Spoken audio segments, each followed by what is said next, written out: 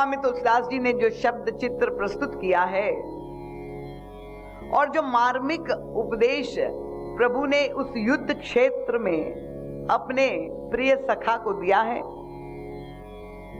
यह प्रसंग इतना विस्तृत प्रसंग है। कथा के प्रथम दिन से जो श्रोता नित्य प्रति आते आए हैं कि इस प्रसंग को राम गीता के रूप में भी जाना जाता है। और कितनी प्रभु की अद्भुत कृपा है कि युद्ध के क्षणों में भी जहां संघर्ष और हिंसा होने जा रही है, ऐसे समय में भी हमारे अवतार पुरुषों ने हमारा मार्गदर्शन किया है। चाहे वो द्वापर हो, चाहे त्रेता हो, चाहे भगवान श्री राम हो, चाहे भगवान श्री कृष्ण हो, और दोनों ही अवतारों ने अपने अपने सखा को माध्यम बना करके ये उपदेश दिया है। किसी ने मुझे कहा कि दीदी माँ, उस युग में तो दोनों में एक एक अवतार था, पर हमारा मार्गदर्शन करने के लिए तो कोई अवतार नहीं हुआ। तो मैंने उनसे यही कहा कि ये जो श्री राम गीता है, भगवत गीता है, ये प्रभु के श्रीमुख से निकली हुई वाणी है। भगवान वाच, ये वाणी तो हमें आज भी उपलब्ध है, नित्य उपलब्ध है। और इसलिए जब तक प्रभु के उपदेश के मर्म को हम नहीं जानेंगे, नहीं समझेंगे। जो श्रोता पहली बार इस बार आए हैं, उसमें एक श्रोता ने मुझे ये प्रश्न किया कि दीदी माँ, 2 दिनों से हम सुन रहे हैं कि कहानी आगे ही नहीं बढ़ रही है, क्योंकि उन्होंने तो कल्पना यही की थी कि बाल कांड से बाल लीला प्रारंभ होगी और फिर वही 7 कांड की यात्रा करते हुए उत्तर कांड में जाके समाप्त हो जाएगी। तो कथा की 2 शैली है, एक व्यास शैली, एक समाज शैली। पर हमारे पूज्य गुरुदेव की जो शैली है,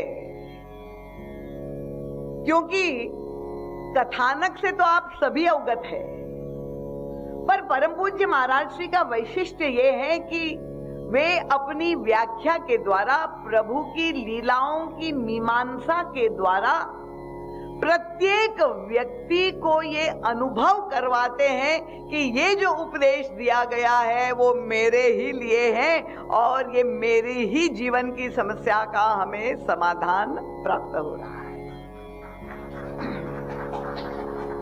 तो परम पूज्य महाराज श्री जब व्याख्या करते हैं तो ना वो त्रेता युग की कथा या द्वापर युग की कथा के रूप में वर्णन करते हैं।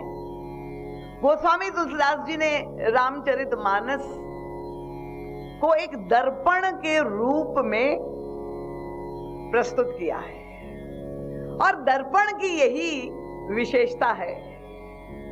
क्या दर्पण कभी पुराना होता है? दर्पण में जो भी व्यक्ति जब भी उसका आश्रय लेगा तो उसमें क्या प्रतिबिंबित करेगा? क्या भूतकाल को प्रतिबिंबित करेगा? क्या भविष्य को प्रतिबिंबित करेगा?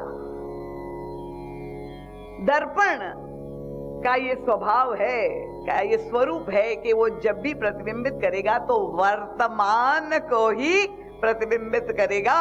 और इसलिए रामचरितमानस एक दर्पण के रूप में गोस्वामी तुलसीदास जी ने जब ये दिव्य काल जयी ग्रंथ, ये अमृत कलश हमें प्रदान किया है, तो ये हम सब के मन मानस की कथा है, ये समस्त जनमानस की कथा है। ये केवल श्री राम की त्रेता युग का इतिहास नहीं है। और इसीलिए इन सारे सूत्रों को हम अंतरंग सूत्रों को निकाल करके अपने वर्तमान जीवन की समस्याओं का समाधान खोजने का प्रयास कर रहे हैं। अब जो प्रश्न विभीषण जी महाराज के सामने है,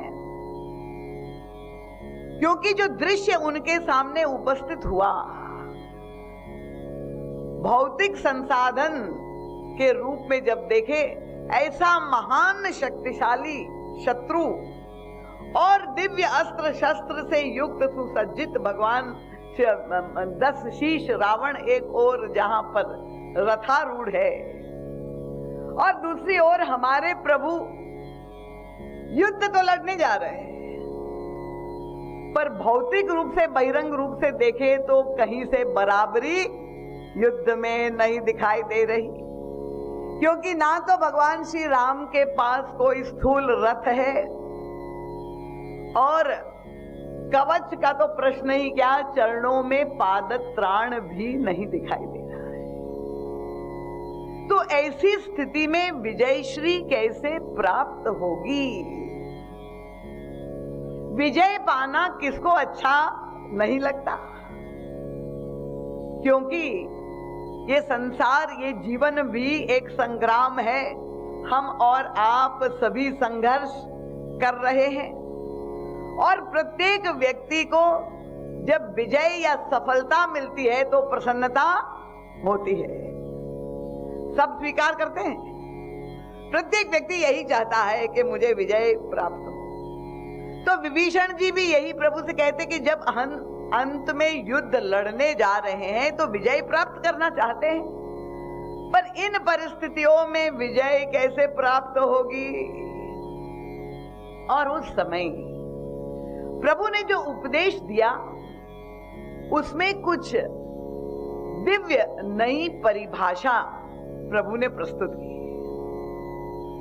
उसमें प्रभु विजय को एक नई दृष्टि से प्रस्तुत करते हैं विभीषण जी महाराज के समक्ष।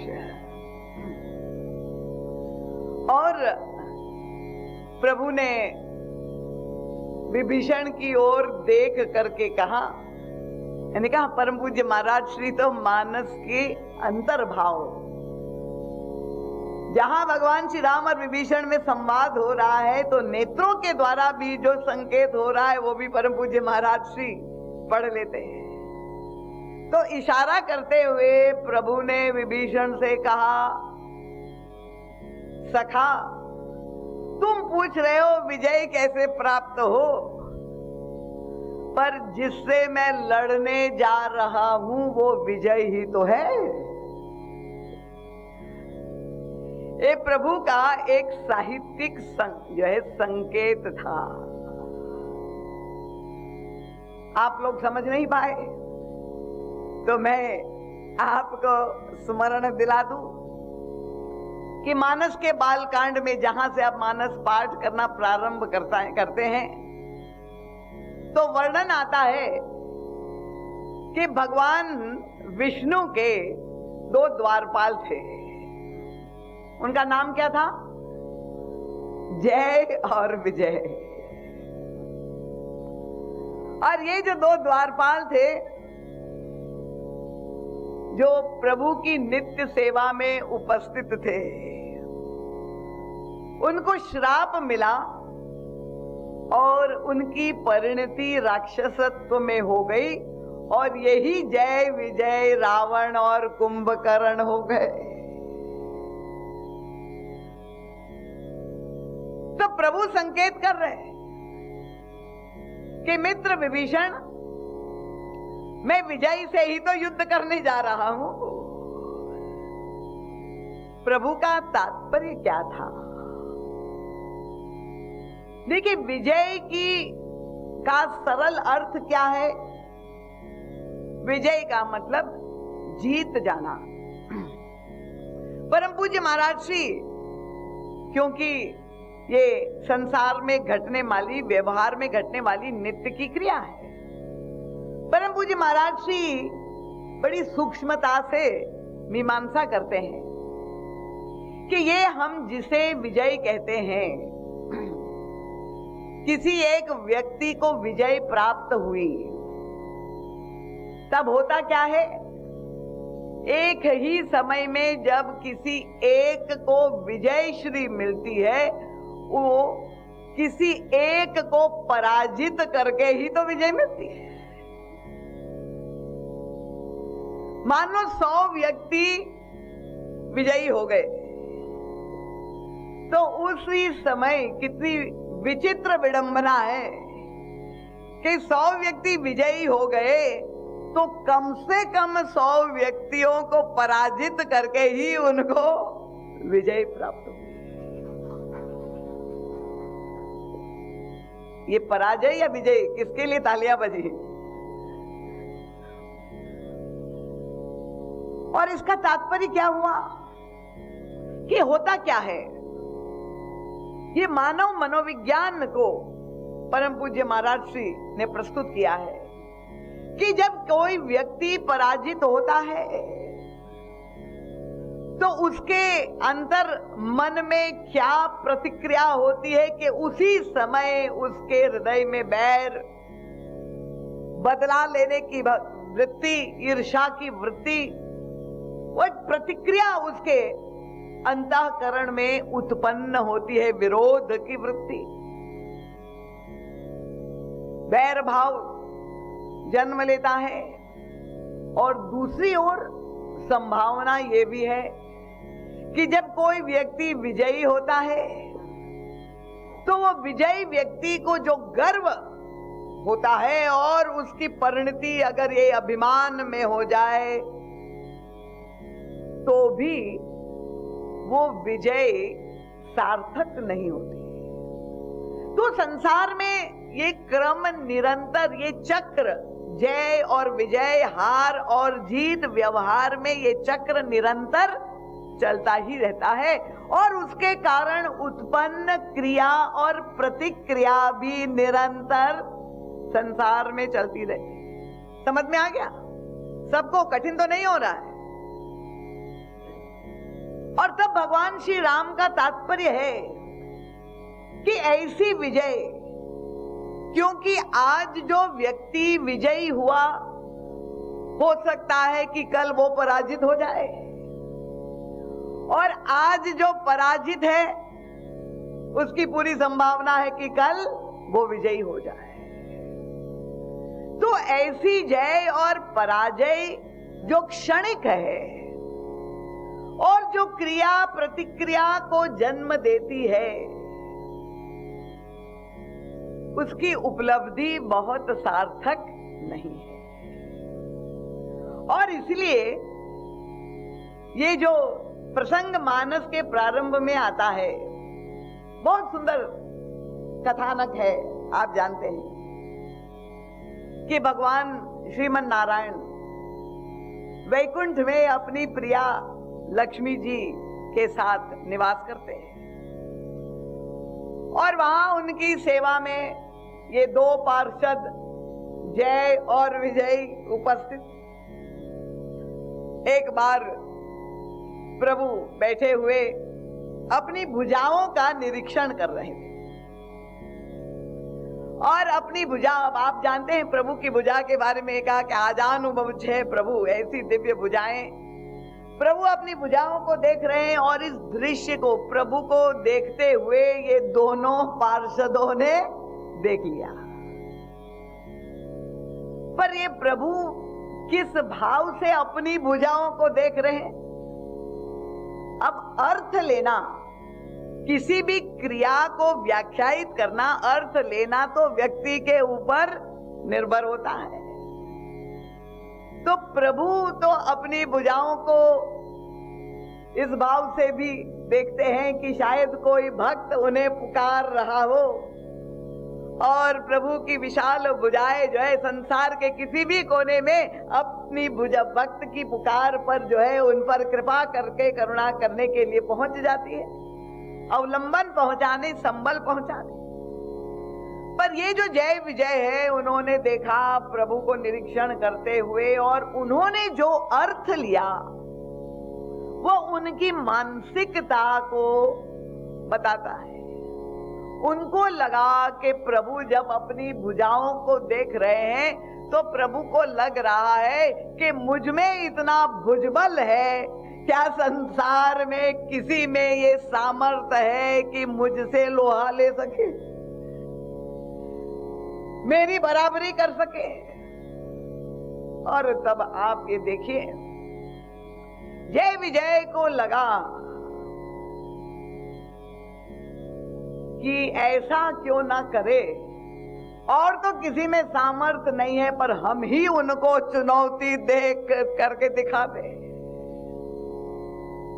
वर्णन ये भी आता है कि एक बार लक्ष्मी जी वहां बाहर से आई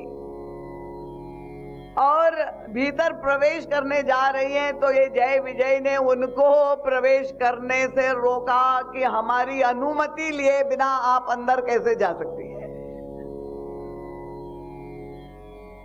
खैर लक्ष्मी जी ने तो कोई प्रतिक्रिया नहीं दिखाई, पर एक बार 4 महात्मा सनक, सनत, सनंदन, सनत कुमार, वे भी प्रभु के दर्शन करने के लिए जो है बिल्कुल नग्न बाल रूप में प्रभु के दर्शन करने के लिए वैकुंठ पहुंच गए। कथानक से आप लोग अवगत होंगे। और जैसे ही वो महात्मा पहुंचे मिलने के लिए, तो ये दोनों जय विजय ने अपनी गदा आप बीच में रख दी और उनसे कहा, महाराज आपको भगवान विष्णु के दर्शन करने की क्या आवश्यकता है, हमारा दर्शन करके आपको धन्यता का बोध नहीं हो रहा है, आप हमारा ही दर्शन कर लीजिए। और तब इन महात्माओं ने उन्हें श्राप दिया कि जाओ तुम राक्षस हो जाओ। और यही जय विजय रावण और कुंभकर्ण बन जाते हैं। तो परम पूज्य महाराज श्री इस व्याख्या, इस प्रसंग की जैसी व्याख्या करते हैं कि जय हम सबको प्रिय है। विजय का मतलब कि जो निरंतर जय की ओर अग्रसर हो रहा है, जिसके जीवन में निरंतर जय प्राप्त हो रही है, विजय श्री प्राप्त हो रही है, प्रसन्नता की बात है।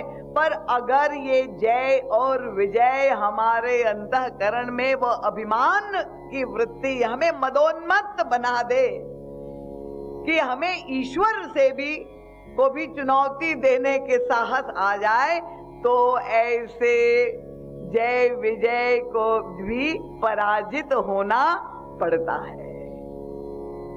श्री राम किंग